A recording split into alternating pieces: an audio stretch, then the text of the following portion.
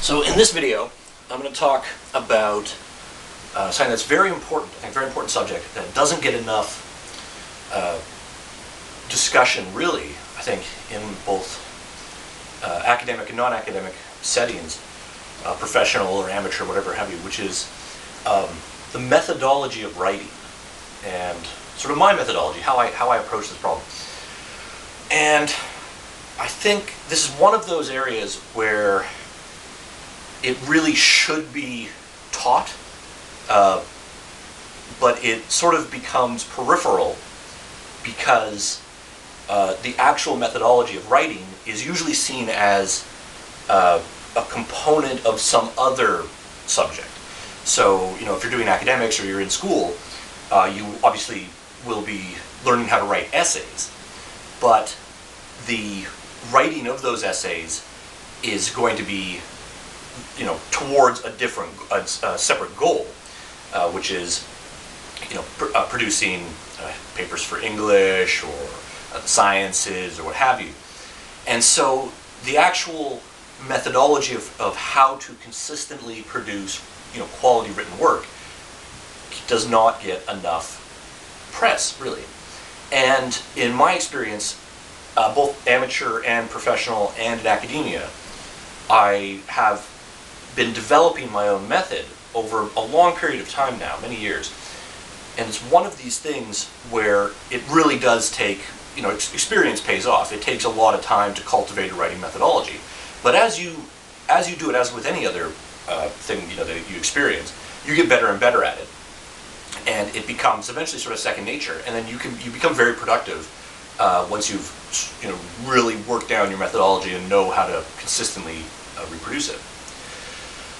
So there's several. The first thing about cultivating your writing methodology is naturally look to other people.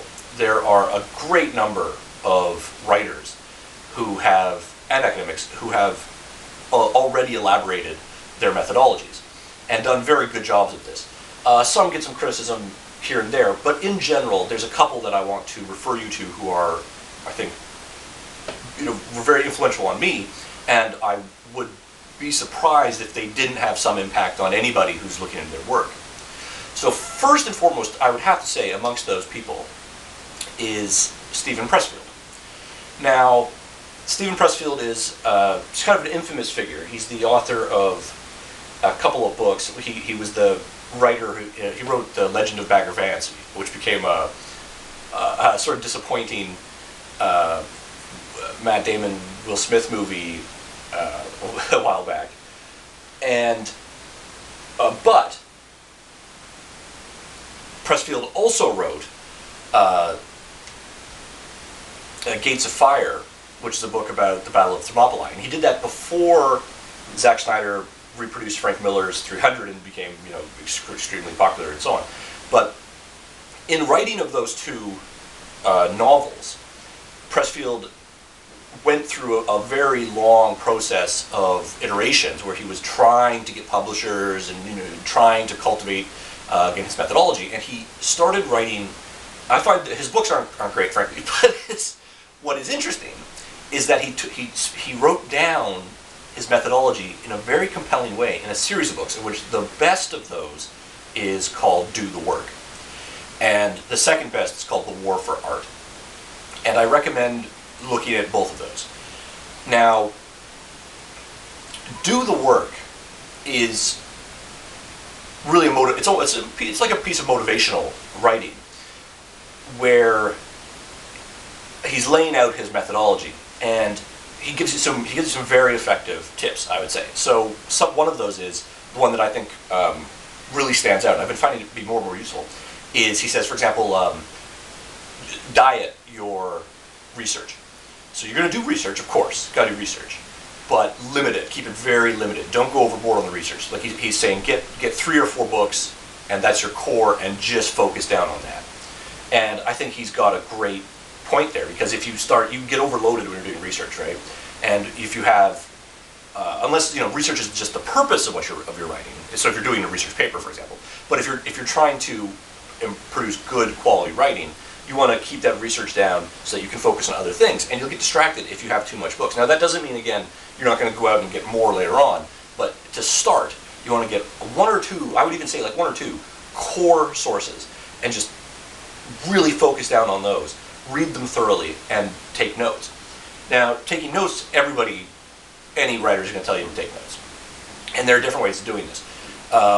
In the smartphone era, I'd say the way that I find is actually pretty effective, honestly, is just whenever you're in a conversation, or you see something when you're walking around, or you're reading, and something pops up, just pop up like a Chrome tab and add it as a Google subject there. And I mean, I've got hundreds now of these open Chrome tabs.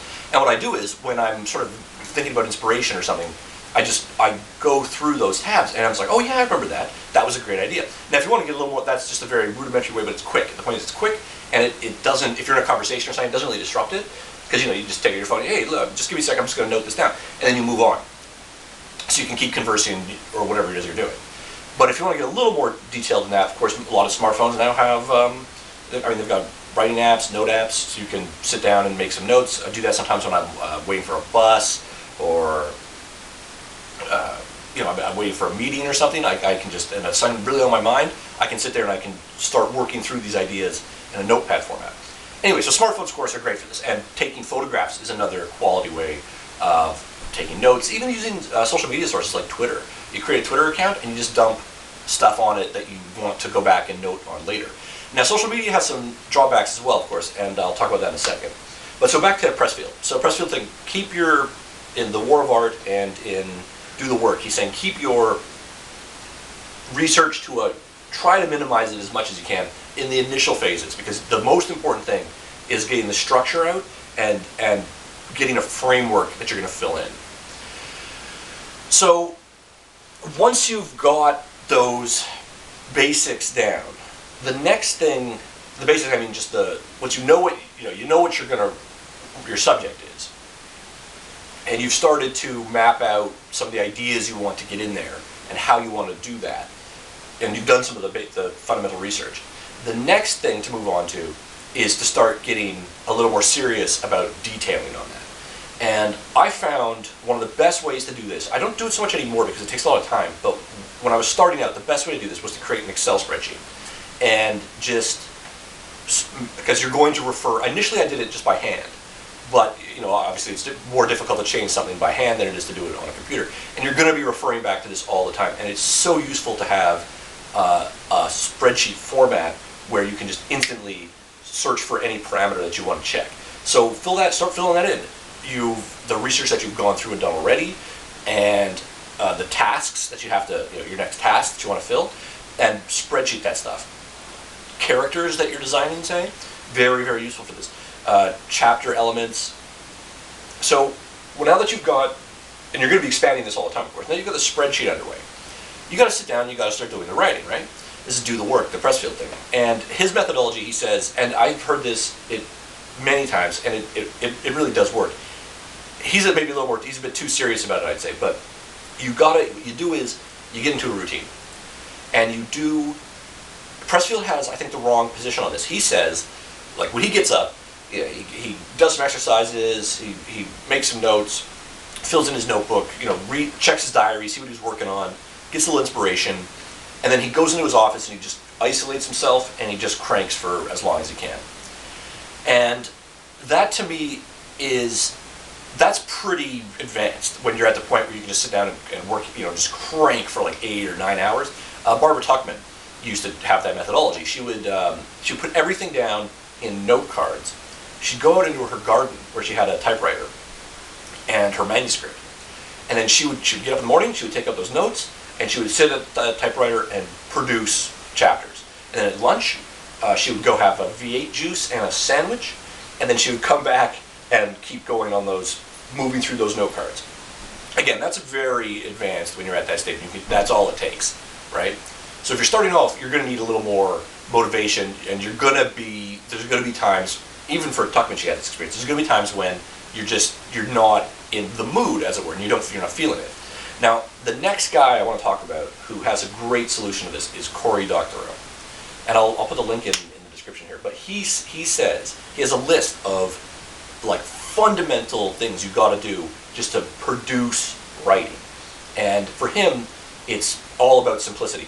So don't think about trying to have like atmospheric music or candles going or to get into a certain mode, whatever it's, forget that. He says, don't mess around with complicated technology. So writing applications, or whatever. He says, like Word, or even just use Notepad. Get it as simple as you possibly can.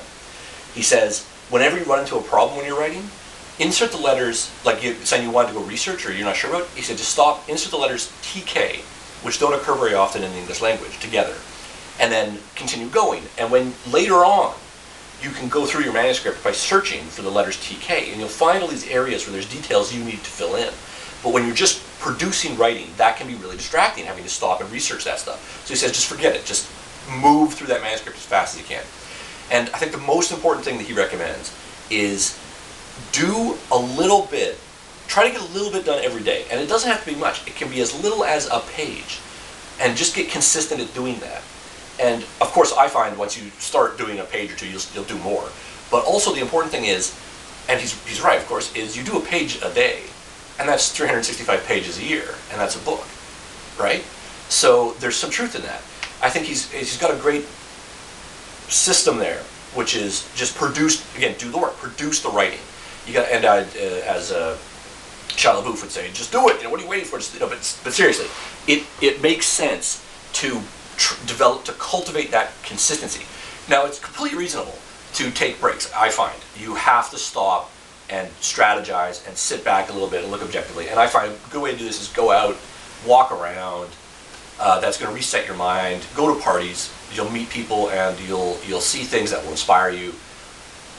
Art, galleries, museums, whatever it is. You've got to get out and about. So that's necessary. And there will be times when you're not doing any writing. And you'll feel like maybe you're not getting work done. But then I guarantee you, when you go back and look at all the notes and information that you've cultivated, it will be easier to input things into your project. So, like I said, you got Doctorow, you got Pressfield. Now, a guy you should definitely consider is, kind of the master here, Stephen King, and he has an excellent memoir on writing, which, as a memoir, discusses his own experience becoming a hugely popular writer, and what he explains. I think the most important thing that he explains really is that the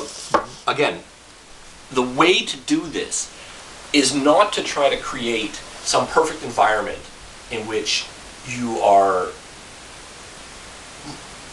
everything's set up essentially so that you're there to produce writing. It's to be a little disrupted. Like you see something that ticks you off, you want to get that in your work, or you come across a source that really is pivotal, and you want to make sure you nail that down and reproduce it. And there's this disruptive methodology going on there, where you'll find information, new things will appear to you that you want to reproduce, and that's constantly happening. And so that I think is the correct attitude, and it's a methodology that's, interestingly enough, if you ever played the Double Fine adventure game Broken Age, classic Tim Schafer point-and-click adventure game. There's a brilliant 20-episode long. It was famous because it got a Kickstarter back in like 2014 that raised millions of dollars, so it became kind of famous. But this part of the deal with the Kickstarter was that they were going to make a documentary about making the game. And if you want, it's 20 episodes long, but you can watch the early episodes, which are where Tim Schafer is writing up the game and how he does it. And man, that guy's got that methodology down. So one of the things he recommends, he's got big notebooks, and he's just, every morning he gets into his office, and for like an hour, all he does is just brainstorm. He just creates lists of names and ideas and things that he wants to maybe have later on in his game or whatever. And yeah, some of them are going to go nowhere. But in the process of doing that, he comes up with these great ideas. Like one of the things he comes up with, he shows you some of his earlier notes when he was making the game Grim Fandango for people who played classic point-and-click adventure games. And there's a moment, you can see it in his notation, he shows you, where he was going through these names and he couldn't come up with a great name. And then suddenly it kind of clicked and he got this Grim Fandango name. And he's like, in his notes, he's like circling this and putting stars and everything because he's figured it out. Now those moments I find are so helpful, and they come with more experience. The more writing you do and the better your methodology gets, the more consistently you'll have those kind of inspirational moments. And it will be where you're doing work and you will realize the work you're doing is really high quality work, and the ideas you're having are good ideas. And then those are moments where you want to get up and kind of walk around and really pat yourself on the back because you've done it, you've come up with a good idea. And as you can create more and more of those moments and those ideas, that's where the quality as a whole starts to come into play. And again, the more of those ideas you have, this will help you structure out your work, because believe me, you will never, there's no project. I think people might have this fantasy sometimes where like you can just sit down and write it from start to finish. That doesn't happen. You're going to structure. You're going to map out chapters, how you want, what you want in those chapters, subcategories. And it's very, very helpful to just, especially really at the beginning, to go through and get down to the end where you're at a point where you can say, this is where it's done, this is where the project is finished. So that's where all those chapters are going to be complete. And then you go back and you start filling in those chapters. That's the right way to do it, believe me. And again, it might take a little bit of time to get all that structure down, but it's so useful to have it down. And of course, you could go back and you'll be changing that structure in the future as you go through the work. It's not set in stone, obviously. But just having it mapped like that is such an advantage, because it means that you're not thinking, not worried about what am I going to write next, or what's going to happen, what is the next thing that I'm going to go on to after I finish this chapter. You've already got that mapped, you know what it is. And so that just makes it so much easier to write effectively. So like I say, so we've got Stephen King, we've got Tim Schafer, we've got Cory Doctorow, Stephen Pressfield, and another guy I want to tell you about is this gentleman. I think his name is Jake Brikman, and he's wrote a very interesting book. It's a programmer's guide to startups, and this might seem counterintuitive, but the reason this is very useful is at the beginning, especially again, he describes how startups. He does quite a lot of research on this, and he talks about startup culture, right, and how they function and work. And he has a great point, which is that there's really two kind of methodologies you can have when you're producing a project. One is what he calls a waterfall methodology, and the other is an iterative methodology. Now, in a waterfall methodology, you sort of know what the end state is, and you sit down and you really work laboriously at getting towards that end state, and then, bingo, you would, after months and years, whatever, you achieve that end state and you're done. He says, now the problem with that, and this is, again, I think very applicable to the writing process, is people are thinking, this is going to be my brilliant project. I'm going to finish this, eventually it's going to be finished, and it's going to go out in the world and be great. Okay, that's fine. But it's not actually going to happen that way. What's going to happen is you're going to change the project as you go along. The end goal might even change. And furthermore, when you get to the end, you might find, this is Brikman's really key point here, is you might find that nobody wants the damn project. So you just wasted all this time producing this thing that nobody wants. Okay, so what he recommends is have an iterative approach. And so if there's so many ways you can reflect this. Like if you're doing, let's say you're doing fiction writing, okay? Look at your chapters as if each one is an individual short story. Many authors do this, especially when they're starting out. So take maybe like your first chapter. I know a couple of authors who did this. One is Don DeLillo for Underworld. So the first chapter of Underworld, he published it as a short story, right? That's an iterative approach, because then okay, it's good enough to get published, and there's interest because people will be giving you feedback, editors and so on, about the publication process. So then you go on and do more work, and you keep doing that. And believe me, if you produce a chapter or a journal article or something like that, and it's good enough to stand on its own without being part of a larger book, then that's a quality piece of work. And all you have to do is produce a bunch of those, and you've got a big finished project. And again, the way to do that is iteration. Like I say, so if you're doing academic work, you're doing an essay, right? You break that down. So the one component, do it in parts, right? One part is going to be one sub-project. And you finish that up, And then, of course, you go on and you do the other ones, but then you go back and you look and you're like, okay, this one I really like, this chapter, this sub-project, this heading, this whatever it is, it really is quality work, and I want that to kind of go out there and get some feedback.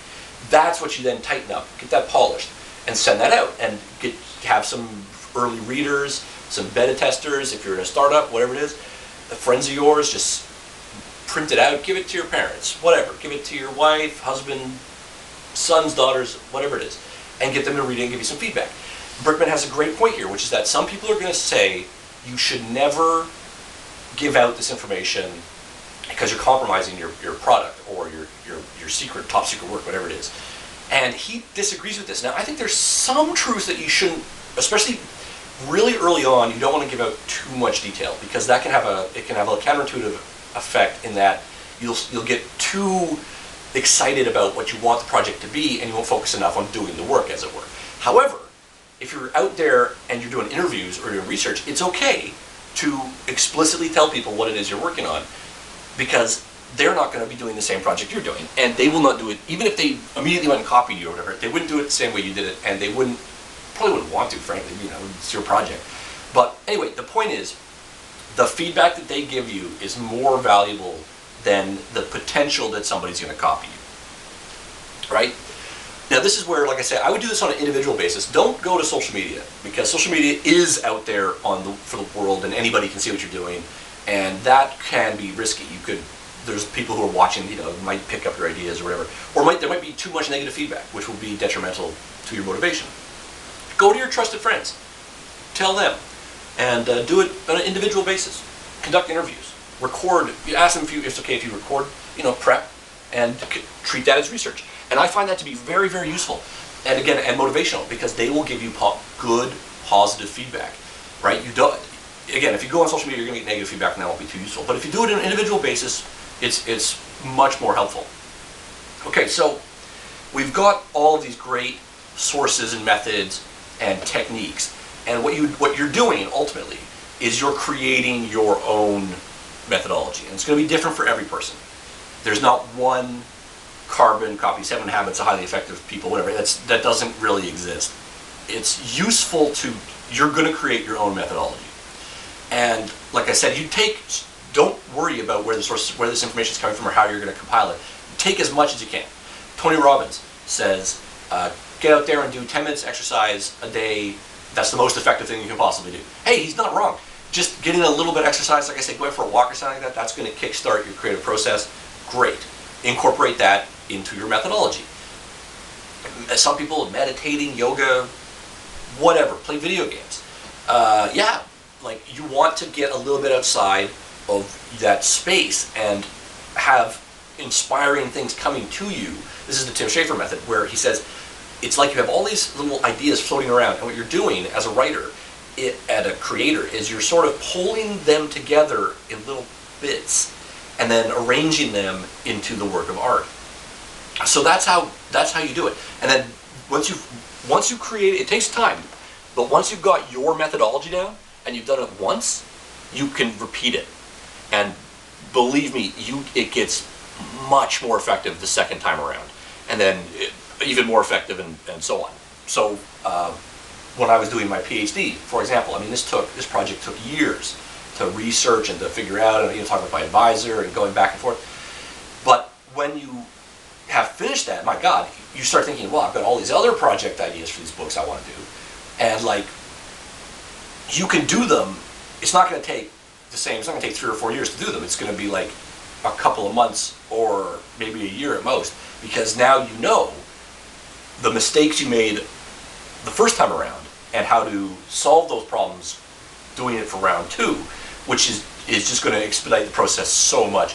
Again, this iterative method where you're going to get lots of feedback, you're going to make corrections faster, you're going to know how to structure more effectively, and you're going to be more consistent. Most importantly, you're going to be more consistent with the writing itself. So you're going to sit down every day and you're going to do some writing. And I'll tell you, for me, since this is a bit about my methodology, what I like to do is every morning do some reading. There's a couple of sources, say, these are the research sources that you've identified, and read them a little bit right at the beginning.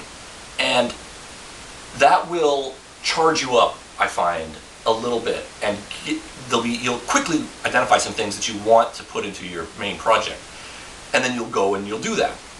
So it only takes a little bit, an hour, 30 minutes at the beginning of your day, and then that will really pay off when you go to sit down and work on the project.